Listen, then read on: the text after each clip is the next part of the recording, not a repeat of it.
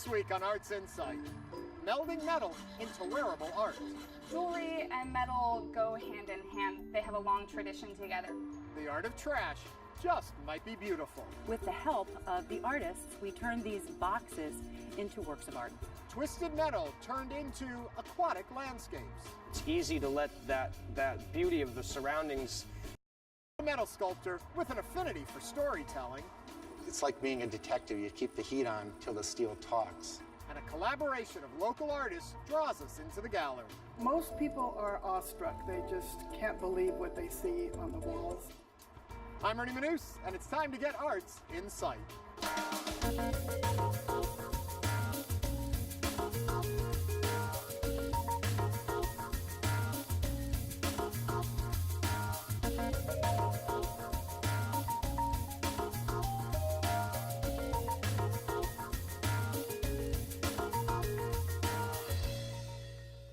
Today we're coming to you from a pod, or rather a PODA, Portable On-Demand Art. Houston Arts Alliance has teamed up with Pods of Houston to transform containers into movable and accessible works of art. We'll take a look at these in just a moment. But first, putting her love of jewelry and her talent for metalsmithing to good use, artist Jera Rose Petal Lodge fuses steel and silver into wearable pieces of art. This piece is one of my larger pieces of jewelry, and sort of the main concept for it is to have this piece of jewelry that can live as both jewelry or sculpture.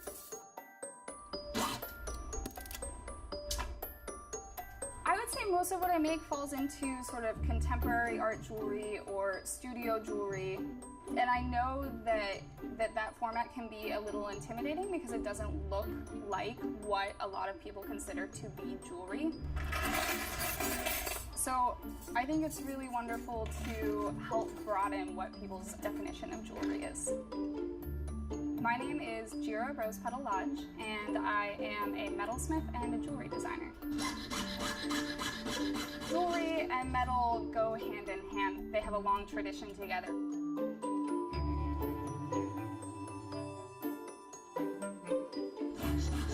I'm really inspired by the process. I love just starting with a material. Maybe I'll have a shape in mind, but to just start with that material and see where it sends me.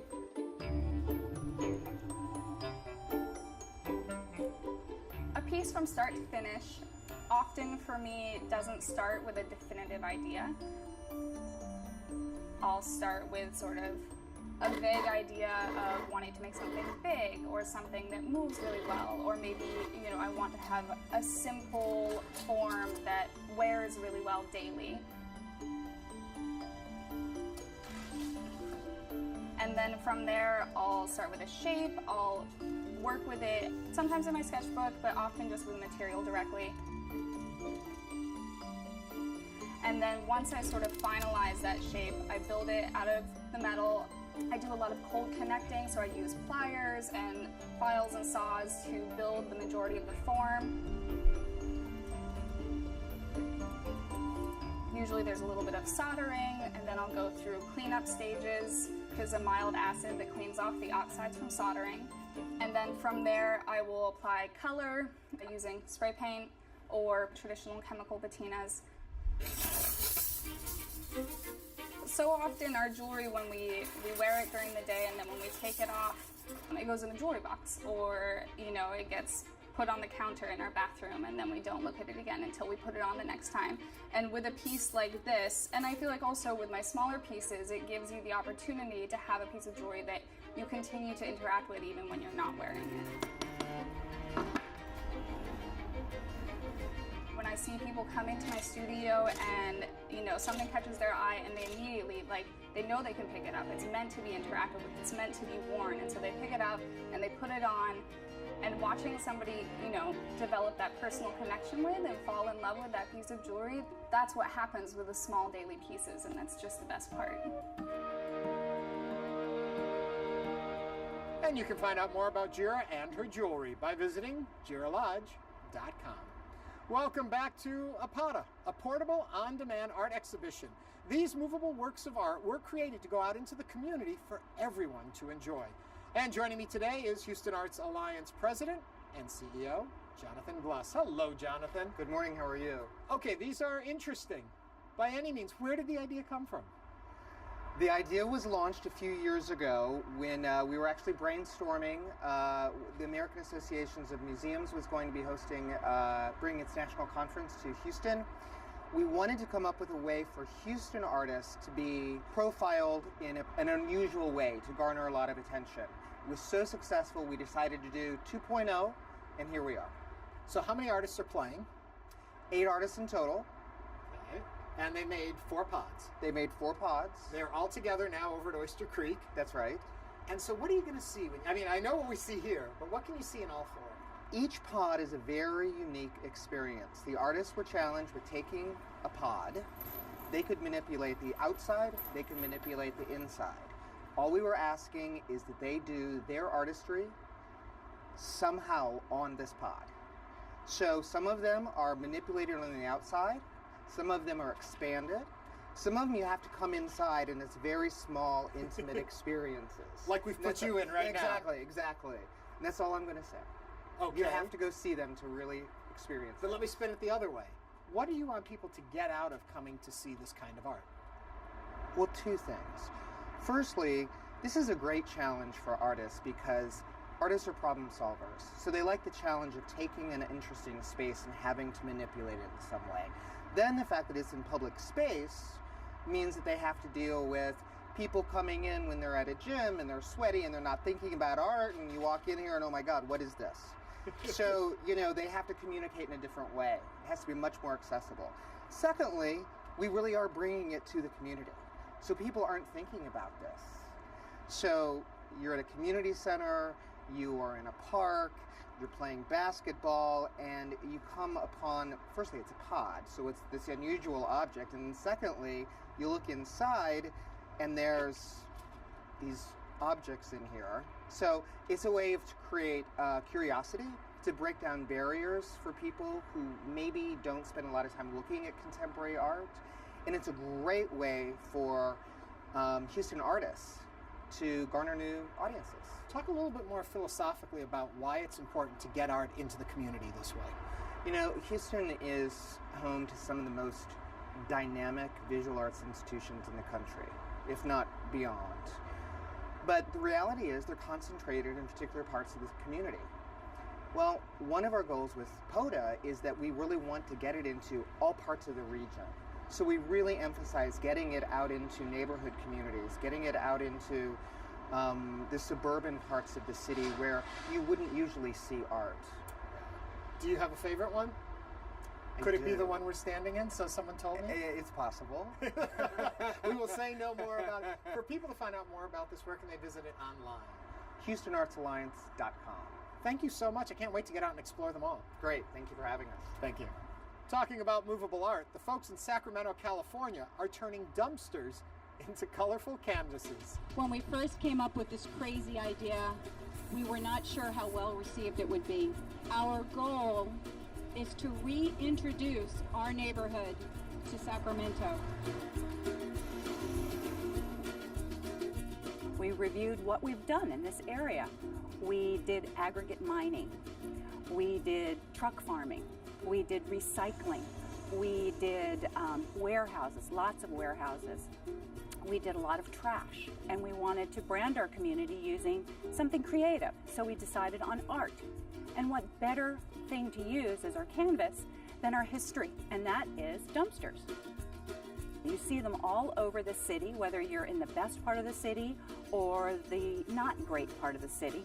With the help of the artists, we turn these boxes into works of art. It's just challenge. It's just another challenge, and I like that. I'm very interested in public art, and I think this is an interesting form for that. It's a little confusing to explain to people. I think I really like the when she said dumpsters, I think I was laughing so hard. So I like that. I like the idea of painting a dumpster. I think with this type of a thing, it's a very nuanced surface. There's many different ways and layers you can approach this type of a surface. it opens up this potential for things, you know, it becomes now a container of possibilities. Just to enjoy, you know, the differences between the front and the back and the colors and the characters. I wanted to negate it. So to me, my goal was to make it like a fairy tale, that people will look at the imagery first and then realize, oh, I'm looking at a dumpster. Each piece is quite different. One in particular is a tractor, and tractors move trash. There's another piece that it gives you the impression of water, and water is the source of life. I guess speaking to myself and my particular dumpster, showing that things that we often overlook in our everyday world can become a catalyst for change. This dumpster, he probably thought, just put me out to the pasture, let me rest. He was probably done. He doesn't really know what's going on, and I'm sprucing him up for a party. People have tremendous creativity. Someone in another area who has an abundance of whatever, they can do it. I would love to travel and see another rendition of this in another city. Well, I hope that the people who live and work in this neighborhood will see their neighborhood in a fresh new light. I hope that they can maybe see that their whole corridor is a blank canvas waiting for things to happen on it. I don't think I'll have the heart to turn any of them back into dumpsters. So what we think we're going to do is to break up the collection and to move the 10 pieces throughout our community. For more information, visit powerin.org. Up next, glistening sheets of metal are transformed into whimsical pieces of art at the hands of sculptor Jason LaBarnes. In his Florida workshop, he creates sleek sculptures that mimic the underwater energy of marine life. We're a metal art and sculpting company down in the Florida Keys. We make metal art out of aluminum. It's grinded to a beautiful, shiny finish, as you can see behind me.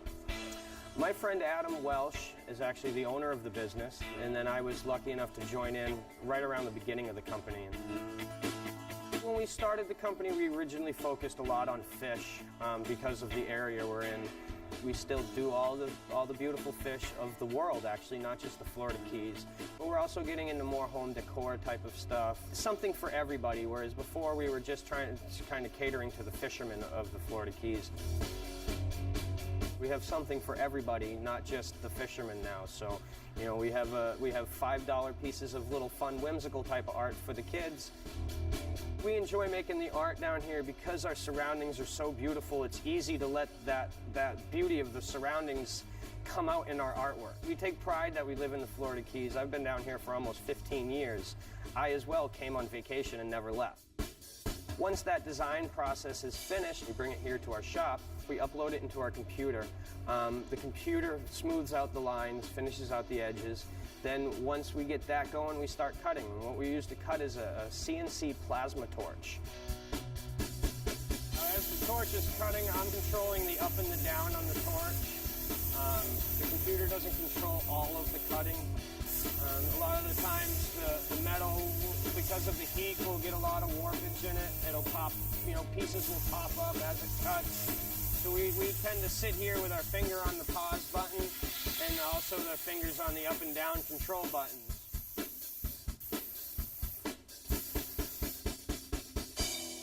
Once we get it cut, we pull it off the table. We do first stage of grinding where we clean up the back with a handheld grinder with a 5-inch grinding pad on it.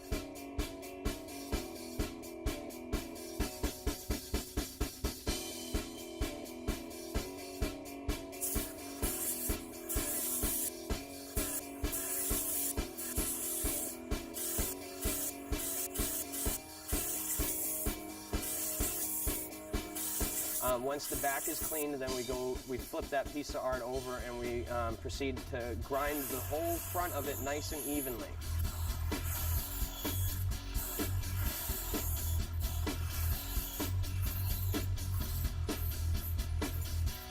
Now once that's done, we take that to another part of the shop and we use a Dremel tool with a diamond bit file on it.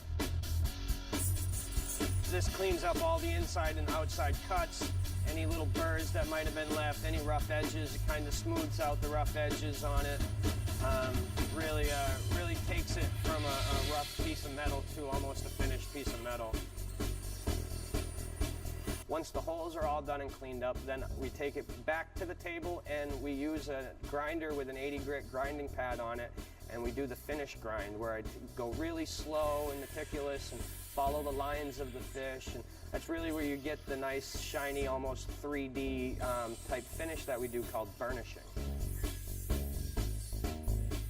The final stage of grinding really takes so long because we really have to look at that fish. We really want to be true to that fish. We don't want to just put some wavy lines on the sculpture and be done with it. We really want to pull that sculpture, you know, pull that grind to where it follows the lines of that sculpture. And then once that burnishing is done, we take it and we give it a little bit of form. We bend out the fins and stuff like that so it kind of has a little action to it, a little pop off the wall. To see more, visit designsbyfishbone.com.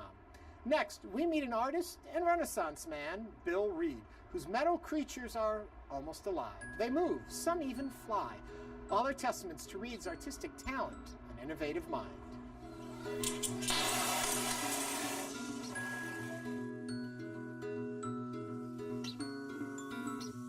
When you think about it, I'm wearing sunglasses, I'm in the dark, and I'm looking at this little flame. It's like being a detective. You keep the heat on till the steel talks, you know. It starts telling you stuff, and you listen, and it takes a lot of patience because they take a lot of time to make. And just making up your own world. I think everybody wants to make up their own world. My name's Bill Reed. I'm a sculptor, and I live in Racine. I make things out of steel in general. I do painting too, and I usually paint the steel. And I like stories. I like making things. I really like that idea. So I actually did a little aluminum casting at the beginning and got into that whole type of thing. And then I went back to welding, like arc welding, big wire structures and big things.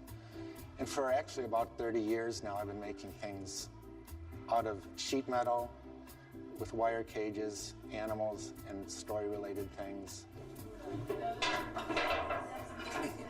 I like that because you can do mechanical things with them. They can be really light, but they're really strong, and it gives me lots of opportunities. I think the story thing gives it an extra dimension of just being a sculpture. They often start with a pun, or it's usually just a sketch, but it's often based on words. I think the English language is so wacky, because how can pie be some good to eat and also this really cool number? And then there's pie rats too, making this honey badger, you know, like a forest of pies, pie rats, and all sorts of goofy stuff. But usually if I'm starting a beast, I'll start with the trunk, the middle part, and build out. I'll build that, then do the head, then do the legs, usually put nice shoes on them, then do the arms, kind of build out from the center out, because that body just determines how big the whole thing's going to be. I might want to just start with an idea that I want to make a mechanical thing. I'll just make a little vehicle thing with the movement and then figure out what kind of creature to put on it. It's fun to do different stuff, I guess. I don't want to do the same thing over and over. I'm basically working with wire, really thin, like 1/8 inch usually, and sheet steel, 24 gauge steel.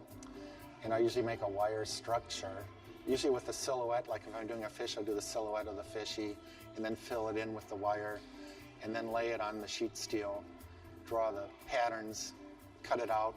And I use an oxyacetylene torch. It's seriously hot, but it's a really tiny little flame. And the nice thing is it's just steel to steel. I don't need flux or anything. It's just steel, and the steel wants to melt together. Steel is very friendly. When they're ready to paint, what I'll do is I'll run the torch over it and knock off any scale. And then I bang it, actually, to really knock off anything else that's loose. And then I put a good primer on it to protect it from rusting. And then I actually use like hardware store water-based enamel paints. And they're nice, they don't have fumes, and you can really play with them almost like watercolor. You can do lots of layers. Kids ask me how many I've done. I must have done at least 4,000 sculptures, you know, because I've been doing over 100 a year for 35 years or something. It adds up. The last year or so, I've been doing bunions and Hawaiians. If you had an onion suit on, you'd be crying, right? So these are Hawaiian onions dressed up in bunnies or looking like bunnies and selling their tears on the street or carving up rainbows or, you know, trying to make a living somehow or another. So that's one of my favorite things of the last year. I did a big owl, like a really 6-foot tall owl. He's got a big flamingo flying over the top of his head, and there's a crank, and the flamingo's wings go up and down. Also, I did another one with owls again, a little one, and it's 3 owls like they're migrating. So you turn the crank, and they're all going through, but their wings flap up and down. The bee-bomb was the most ambitious thing. The car is a legit road car. It was built on a 1988 Ford Escort, and it doesn't look anything like it, but it is certified to drive. That was probably my most ambitious project ever, just because I didn't mess anything up mechanically with it. The pedal cars are fun because they're bicycles. I love bicycles. They're simple, they're easy to fix, and they're fairly efficient. The first one I made, the Reedster, we actually made the frame. I had help from an engineer friend, but we made it from the frame up, total, even the frames made by hand and the kingpins and all that. And they used wheelbarrow tires, and I made it's a little anteater, and it goes along really nice. And then there's Moby, like a Moby Dick, the great white whale. Just trying to scare you. I like do something different. And there's something really goofy when you see these things moving through space instead of just another static sculpture or monument. To see them moving through the sky, through the air, is really, it's just a whole nother dimension to me. I think it's funny. To learn more about Bill Reed's art, visit his website, bbomb.com. Finally tonight, we visit the Artist Collaborative Gallery in Sacramento, California, which gives local artists not only a permanent home to display their work, but also the opportunity to contribute to the success of fellow artists.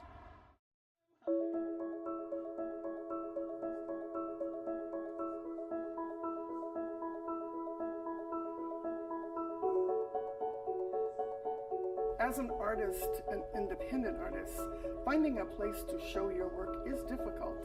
And unless you're Picasso or someone like that, they don't come knocking on your door. You have to go knock on their door.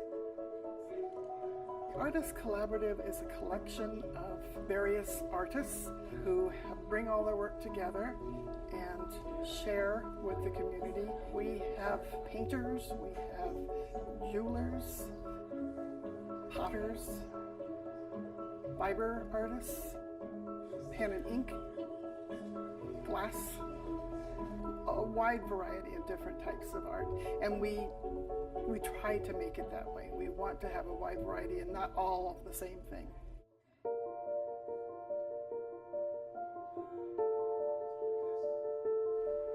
Before, I didn't have my work on display anywhere full-time. I was going from market to market, and a lot of times people saw my work and wanted to know where they could see it when I wasn't showing. This is the first time, if you notice the rest of them. We came from down south, and at the time that I had just started to promote my work, I had been in a couple of galleries. There wasn't a lot of traffic. I won a couple of prizes, and I just hadn't really got my feet off the ground. But when I got here and was able to join Artist Collaborative, everything just took off. The notoriety, getting my name out there, and I just feel that people are getting to know who I am. Every gallery member spends one day a month volunteering to work in the gallery and interacting with customers, talking about their own work and other gallery members' work. We all play off each other. We get inspired by each other, and also the displays are so interesting because they are mixed with so many other artists. I think it's a good experience because you could talk to somebody else, another artist, and hey, we know, how do you do that, or how do you do this, or you see a different person's perspective. And I think, like musicians, artists need to share. It's a 1 by 1 by about 5-inch block. When somebody's walking down the boardwalk here, we don't have a very big storefront. Our gallery is very long and narrow, and they'll kind of peek in, and they kind of step back, and oh, look, a gallery, and they walk in.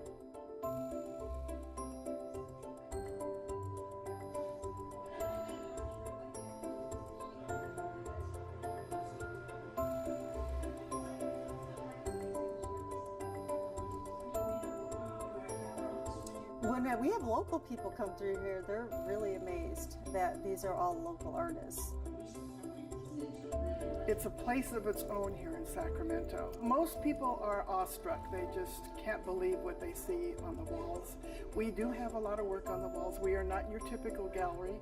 We hang in what they call cafe style, and so we can get as much work up on the walls as possible.